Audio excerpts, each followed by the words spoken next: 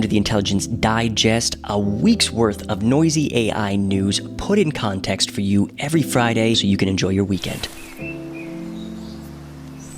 Nvidia GTC, the Super Bowl of AI, concluded in San Jose yesterday, where somebody said we should use AI to improve shitty video game graphics. And so, DLSS 5, an AI-powered rendering engine adding a photorealistic touch while preserving original artistic design and intent, a phrase which only ignited the ongoing AI versus artist debate. Seedance 2.0, the video generation model that last month was hit by a coordinated cease-and-desist letter campaign from Hollywood for training on their AI data, pretty obvious, has had its global launch suspended, even while Hollywood is quietly changing its tune. And if you're following our shorts content throughout the week, we've already caught you up on that. Designers also getting a scare, or maybe an assist, just yesterday from Google Labs Stitch, a vibe design platform that sent Figma's stock tumbling 13%. But in a win for style and taste, an early version of Midjourney V8 is testing in the wild. In a sea of models converging on the same outputs, it's nice to see artists adopting the tools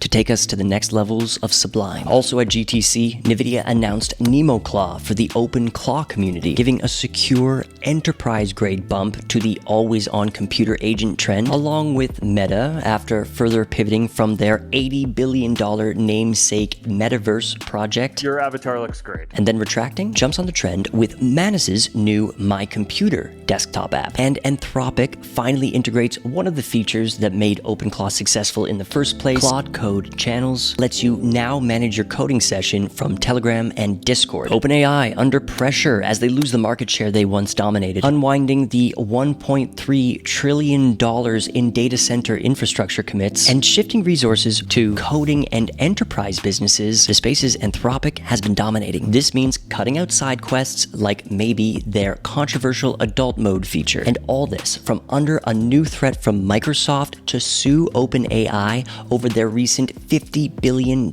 cloud deal with Amazon. You see, in 2023, Sam signed a deal with Microsoft committing to spend $250 billion using Microsoft's Azure cloud exclusively. But now they're trying to skirt that deal on a technicality. Jeff Bezos also in talks to raise $100 billion for a new venture aimed at buying manufacturing businesses and automating them with AI. Bernie Sanders in shambles, now turning to AI itself for answers. New models this week: OpenAI's GPT 5.4 Mini and Nano for faster and cheaper high-volume intelligence applications. Shanghai-based Minimax shocked with M2.7 that apparently helped design itself. Great initial feedback, and just leading Beijing's Xiaomi on the Artificial Analysis Intelligence Index. Yes, that Xiaomi. Their Mimo V2 Pro with 1 trillion parameters. And what does that mean? Basically, more parameters means better reasoning and performance, but needs more compute,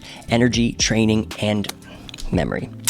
Grok 4.2 is also out of beta this week, with 3 more models to be trained simultaneously this weekend. And their new Terafab project for in-house chip production is slated to begin tomorrow. And we gave our followers a download on exactly what that means earlier this week. Cortical Labs, who made headlines a few weeks ago with a Doom demo played by AI running on brain cells, intends to scale this biotechnology to up to 2 new data centers. Considering how efficient intelligence is from the human brain, it's worth a shot, but bro, wherever you're watching, make sure to follow Intelligence. This is just a taste of the AI story we roll out to you all week long. Thanks for watching, and have a great weekend, everybody.